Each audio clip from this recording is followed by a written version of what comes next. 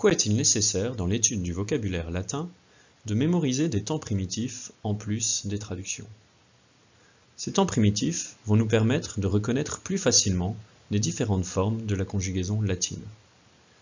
Par ailleurs, ils offrent une grande variété de racines pour le français. Par exemple, le verbe vincere a 3 radicaux en latin. Le radical du présent, vinc, le radical du parfait, vic, et le radical du supin, vict. Le radical du présent nous indique que ce verbe est conjugué à un temps simple, c'est-à-dire soit le présent, soit l'imparfait. Les radicaux du parfait et du supin nous indiquent que le verbe est conjugué à un temps composé, c'est-à-dire soit le parfait, soit le plus que parfait.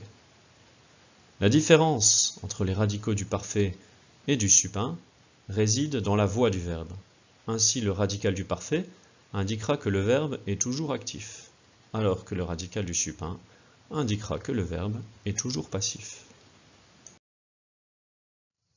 Ainsi, la racine vinc nous aidera à construire l'indicatif et le subjonctif présent, ainsi que l'indicatif et le subjonctif imparfait.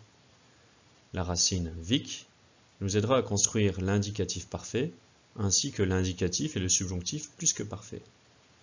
Et enfin, la racine du supin, victus, nous aidera à construire l'indicatif parfait et l'indicatif et le subjonctif plus que parfait, mais tout ceci au passif.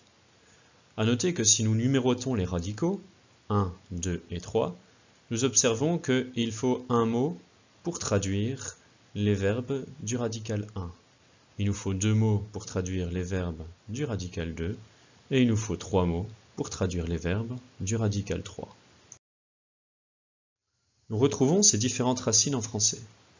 Si le radical du parfait se fait plutôt rare, le radical du présent nous offre fréquemment quelques mots.